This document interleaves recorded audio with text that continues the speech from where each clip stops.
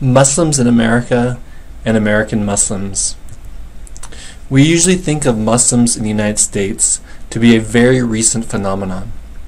However, Muslims go back to early settlements and the very founding of this country. Muslims were among the first explorers and then first colonists to come to North America. Among these first explorers was Estevanico, who was a Moroccan who traveled to North America, particularly the southwest of what is currently the United States, as well as Mexico, as a guide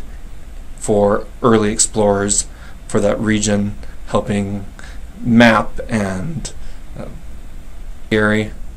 of communication to many of the Native American populations, such as the Pueblo, Hopi, Zuni, that he was getting to know during those years in the 1530s, 1540s, in which he traveled. Among the early colonists were Anthony Jansen van Celle, who in the 1630s settled in what became New York, particularly New York City,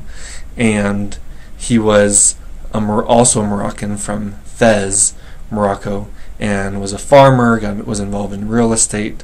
and one of his descendants in the late 1800s looked into his family genealogy and saw that his ancestor, Anthony Jansen van Celle, who had worked for the Dutch trading company along with Anthony's father, they were among this man's descendants. In addition, among the early explorers were frequently enslaved West and North Africans who, even in Columbus's ship, help with the rowing and help with the staffing of the very ship. Many other explorers also had free labor of enslaved West Africans and North Africans. In fact, 10 to 20% of enslaved Africans likely were Muslim or influenced by Islam in their beliefs and practices.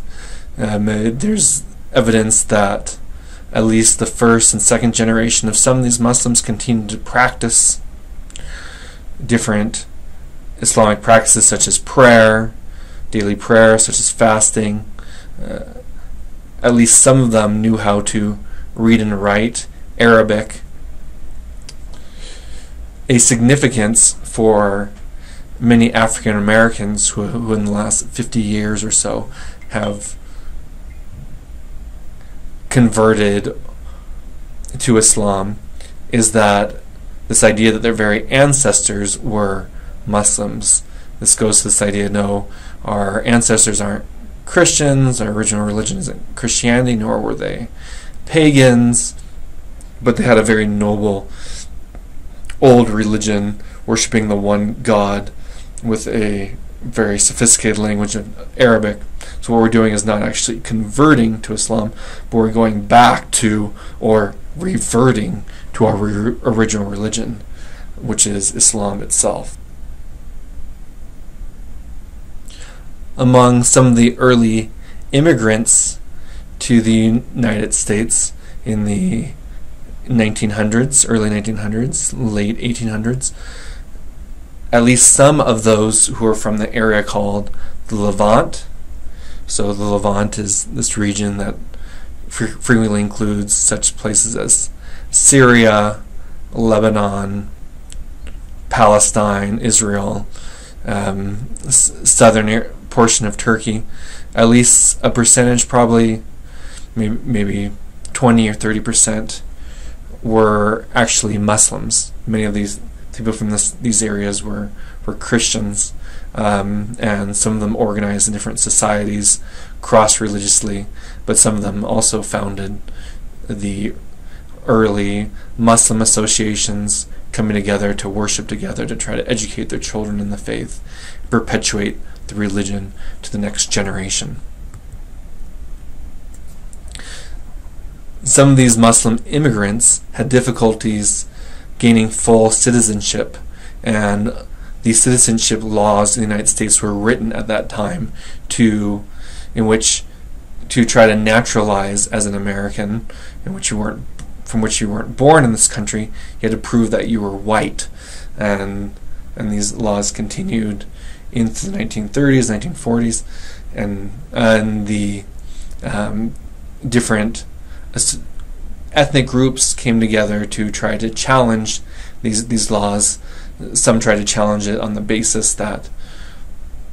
it's unjust to judge citizenship by some sort of racial test, whether one is worthy to become a citizen. Others, court cases, some of them which rose up to federal court cases, challenged the laws, trying to say that those people from the Levant were actually not of some other race. They're actually of the white race themselves. In one of the famous cases, it was argued that,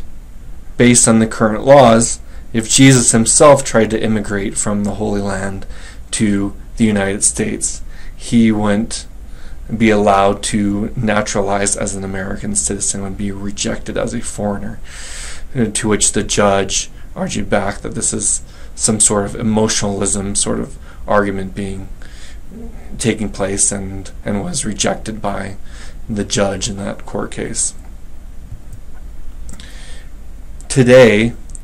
there are 3 to 7 million Muslims in the United States, and many of these Muslims, in fact the grand majority, over 75%, are people from families who immigrated to the United States in the last 50 years, in fact from 1965 itself, in which immigration laws were reformed so that those who are of high education and in college, university education, of special skills that the country needs, as well as those who are of families who are already in the United States, have special opportunities to immigrate to the United States, and so the Muslims of the United States continue to be largely of an educated background. These numbers of 3 to 7 million Muslims in the United States are significant, not just to understand the demographics of the country, but are politically important, because if you want to count higher numbers, then politicians, especially federal politicians, have to start taking notice of Muslims and trying to appeal and appease to Muslims that they become a significant voting bloc, so much that say there's about 7 million Jewish people in the United States. Not just Jewish people need to try to be taken into account and pleased by someone who wants to make their way to the federal government, but Muslims should try not to be offended either if you want to have a real chance of not alienating this large political bloc in the United States, although Muslims themselves range from Republican to Democrats in their views, and are rarely any sort of singular large political bloc that will just follow one political party or one political candidate.